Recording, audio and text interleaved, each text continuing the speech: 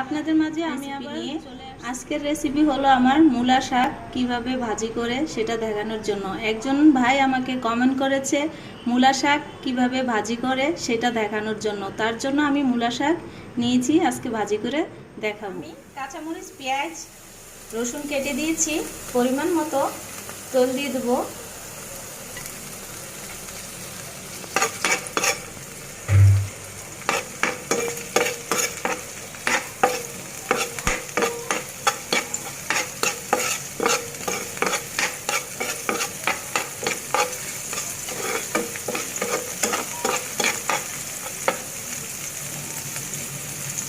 পেঁয়াজ রসুন ভাজা একদম হয়ে গিয়েছে, এভাবে ভেজে নিতে হবে।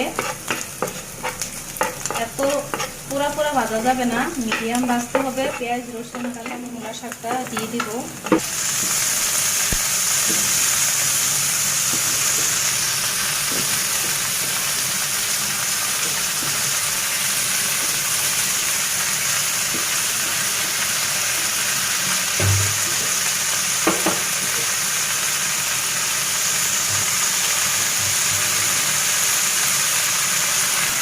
পরিমাণ মতো লবণটা আমি দিয়ে দিলাম, কারণ বেশি লবণ দেওয়া যাবে না, শাক নিচে একদম অল্প হয়ে যাবে।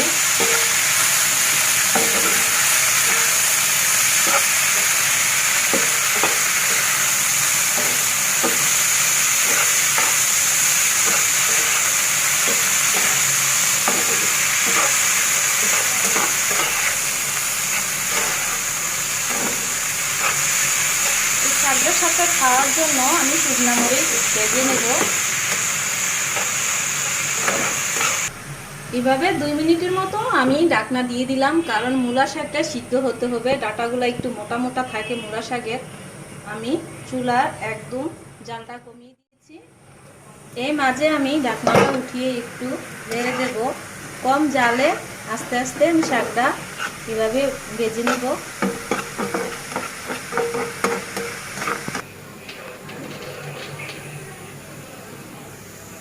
দেখুন আমার মূলা শাকটা, আপনারা যেভাবে আমাকে কমেন্ট করে জানাচ্ছেন সেভাবে আমি শাকটা তৈরি করেছি।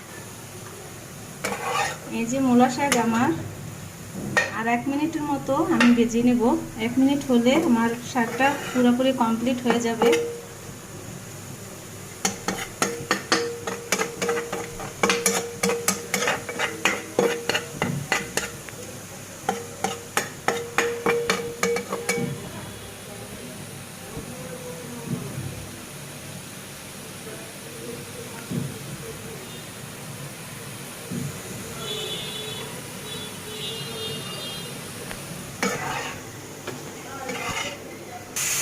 এভাবে নেড়ে ছেড়ে নিতে হবে শাকটা, নাইলে নিচে দিয়ে পুড়ে যাবে।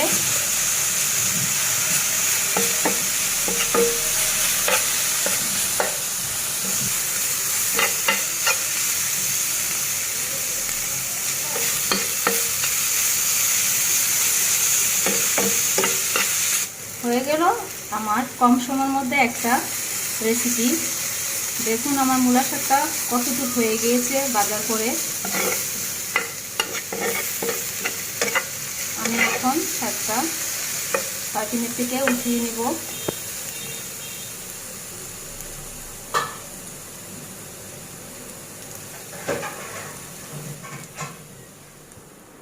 তৈরি হয়ে গেল আমার আজকে মূলা শাকটা।